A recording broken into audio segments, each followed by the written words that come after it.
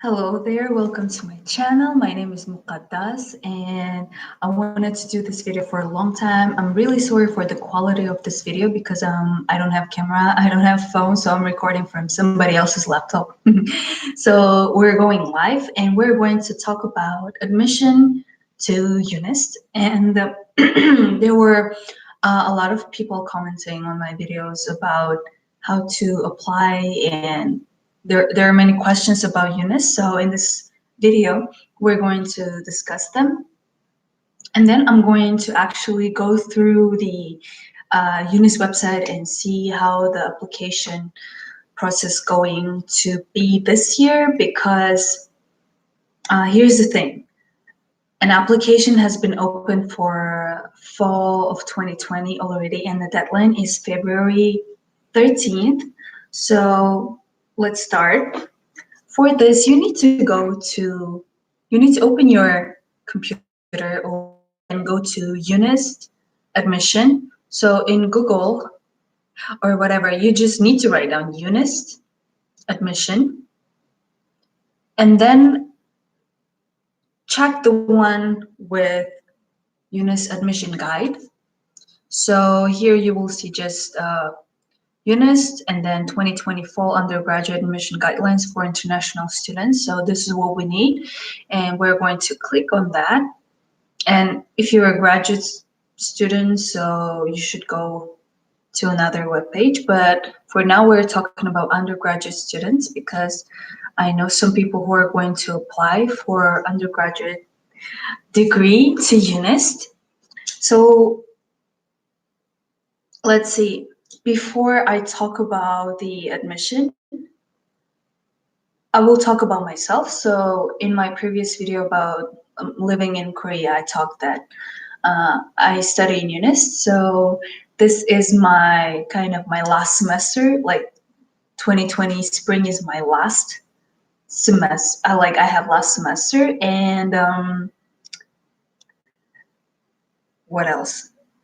So I'm studying biological science. This is life school department, and I'm already done with all my biological classes, like courses. So I'm just left to do some kind of leadership programs and maybe business school classes. So only 3, and the rest is done. Hopefully I can graduate this year. So I would say if you're applying to UNIST and if you're interested in science and you're not that kind of person who really likes like partying or networking or like having fun, then this is a place for you, because here you don't have any like fun or like stuff to do, especially if you're an international student. But I mean, there are a bunch of stuff for Koreans, but for international students there is nothing kind of.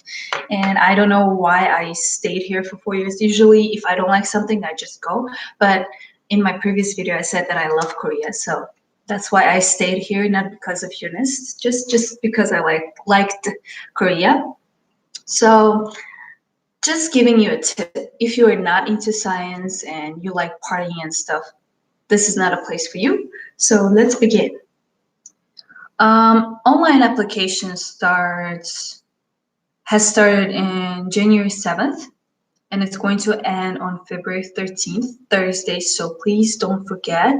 And to do online application, you need to go to studyinkorea.go.kr.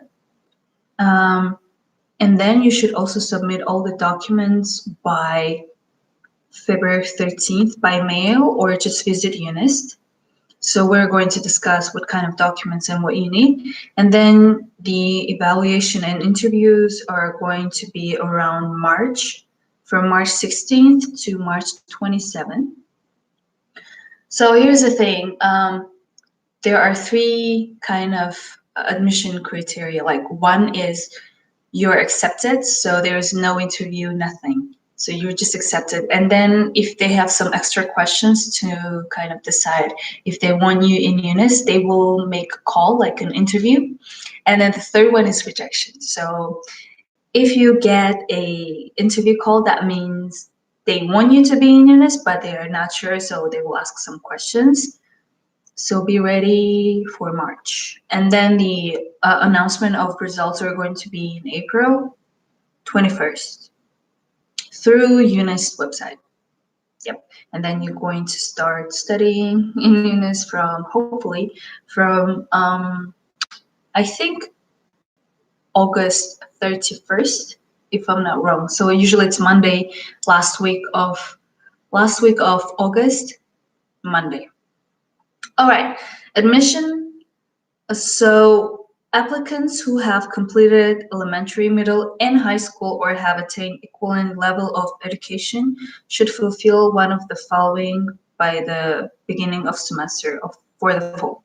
So you should be foreign citizen whose parents are not Korean citizens, or foreign or Korean citizen who have completed elementary, middle, and high school outside of Korea and never enrolled in any schools in Korea. So basically, you should be foreign.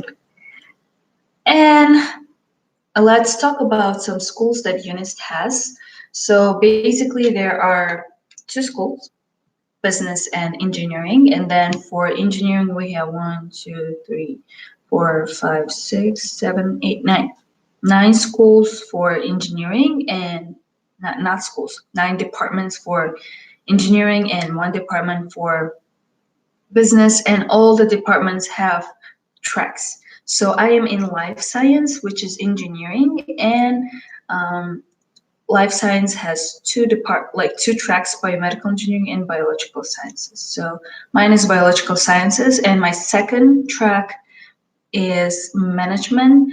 So when you apply to UNIST, you should choose between one of the schools or both of them. So you must choose 2. So you can choose 2 engineering, you can choose 2 business schools, but then it must be 2. And if you want, you can even apply for more schools, like for more tracks. This is the requirement in UNIST. You cannot just take one track and just study only one. So you must do 2. Mine is biological science and management. So engineering and business. Yeah, that's why I feel more confident when I do my startup in cosmetics, because it's cosmetics, biologically related, like skin is biology, and then management is like developing stuff. All right, so let me see if we didn't miss anything. Okay, so applicants should choose an affiliation. Yeah, I already said that. So when you get accepted to UNIST for 1 year, you will study general courses. So you will be in division of general studies, where you will study calculus, chemistry, biology, computer science, and stuff like that for 1 year. And then in the end of the year, you should decide your track at the end of freshman year. So after 2 semesters, you should decide which school you're going to go. So I think it's really good because you have 1 year to try all the courses, and even you can try to take some courses from the tracks that you like and see if you like it. And then by the end of your freshman year, you can choose what you want to study. And I did that. I've changed my major 3 or 4 times. So each year I would change it from biology to chemistry, then energy engineering. Oh, and then I stopped with biology and management. But it was each semester or each year I would change it because I get bored too fast. So if they would say you can change this time, I would go and change it. Because I'm done. All right. Yep. So I've already mentioned that. So let's go to documents. What documents you will need? So you will need a checklist. Checklist will be provided in studying Korea Go KR and on UNIST website, webpage, admission UNIST webpage. Then you will need. So here's the thing: you are required to have 14 documents. So first one is checklist, and then application form, academic information, personal statement, and study plan. This is really important. Letters of recommendation signed and sealed, financial certification, letter for verification of academic record, certificate of the entry and exit of the applicant. I don't know what's that. Recent 3 years high school or middle school transcripts, if possible, containing rank or person for each subject, high school diploma or certificate of the expectant graduation, official letter with principal's official seal. 11, English test report, TOEFL, IELTS, TEPS, TOEIC, and etc. 12, copy of applicant's passport. 13, copy of both parents' passports or official document indicating their nationalities. 14, official documents specifying parent-childhood relationship. I need water. So these are required documents that you should submit online and by mail or just visit UNIST. Okay, so the certificate of the entry and exit of the applicant is required only for Korean citizens. So most of the documents should be certified copy or original. So like for English test report, it's better to have, it's not better, but you can submit either original document or certified copy. And parent-child relationship should also be original or certified copy. And others are okay if they're a copy. And most of the templates for the documents are going to be in UNIST website. So when you open the website that we're looking from, they already have all this information. At the top, there are 2 files that you can download and just fill. They include application form, checklist, academic information, personal statement and study plan, letters of recommendation, financial certification, letter of verification of academic records. So this, the template for all of these documents are already on UNIST website, in UNIST website, whatever. All right, and then I would highly recommend for you to submit other documents. Like, they're not required, but you can submit if you want to kind of impress UNIST admission to have more chance to get accepted. So it can be up to 5 records of tests and variety of awards. So for me, I submitted all the awards that I had, like certificates. You can, like, if you've done some volunteering in United Nations, or I don't know, anything can be good. And then you can also submit like maybe your SAT test results, or AP, ACT. It's not required, but you can if you want. IB diploma, IB certificate. Also, you can submit high school graduation or university admission test, like British GCE A-level, Japanese admission center exam, Chinese unified exam, German Abitur, French baccalaureate, Turkish YGS or LYS. Ooh, I wish I've known. Like, before, they didn't have this kind of information, because like we do the Turkish YGS and LYS, the Western African examination, and etc. You can submit them. You can also submit your high school introduction profile info. Yep. All the documents should be submitted in English. Any document in another language should be translated by notarized English translators. I don't know. There should be a place in your country where you can notarize your documents in English. You should do that. Applicants who are native English speakers, lucky you, do not need to submit English test reports. Lucky you. So you are American, Canadian, British, Australian, New Zealandian, and etc. All right, so online application, as I said, can be found in Study in Korea Go KR, or you can do it in UNIST website. Okay. So That's it.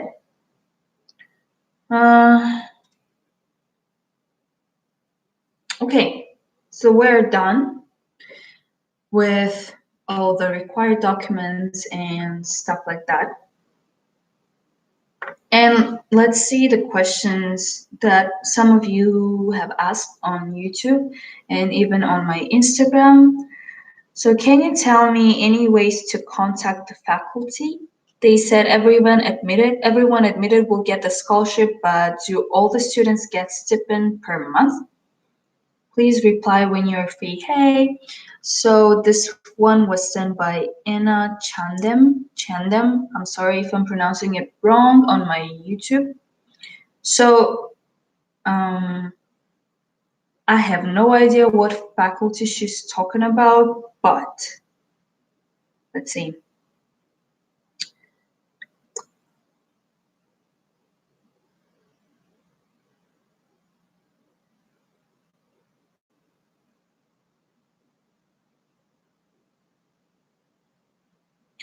I don't know.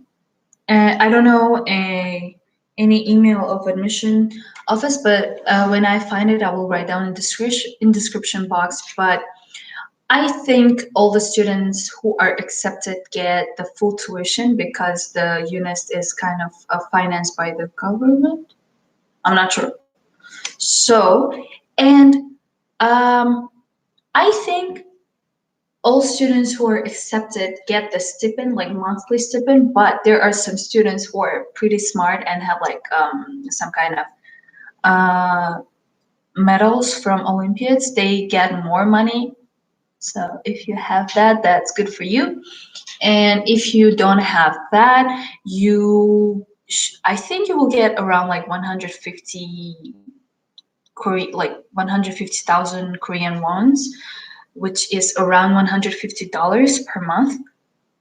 And you will get free, not free, but the rest of the stipend is going to go for your like cafeteria for lunch and dinner every day, except for Saturday and Sunday. So in my case, I got $300 kind of per month, so I didn't have the free food in cafeteria. But since 2 years, I think it's been 2 years that they've changed this system, and they just give the half of the money as a monthly stipend, and the rest of the money goes to your food, which is for like the food is like halal food. I don't know why. I think I know why they did this kind of adjustments, but I'm pretty glad that I didn't have to go through that crap. So yeah, everyone is going to get stipend, yeah, and tuition fee. So let's go to your scholarship. So when you are freshman, your required like GPA for not losing your tuition fee and your stipend is 2.1 or 2.2. And if you get lower than that, you will lose everything, right? And it's quite easy to maintain 2.1, 2.2 because I did that. And you can do it too because I really didn't study much, but it's possible. Like if you don't study, you still can survive. And then after freshman, your GPA, like required GPA for the tuition is going to kind of increase. So you will need to maintain 3.1 or 3 point. So in my like 2-3 years ago, it was 3.4, and then it has changed to 3.1. And I was lucky when the semester that it has changed, my GPA was 3.1, and at that time they kind of like changed it to 3.1, and I was like, yay, I'm not losing my scholarship. So that's the thing. So you should be careful. If you lose, then you need to pay. So here's the thing: when you lose like when you get low GPA, you kind of lose your tuition fee. So if you get less than 3.1, you lose your tuition fee. But then if you get less than that, like if you get 2.1 or less, you will need to, they will not even give you the monthly stipend. So just maintain your scholarship. And I guess that's it. We're done with this video. If you have further questions, please let me know. And I'm very thirsty, so bye bye. See you on my next video. Bye.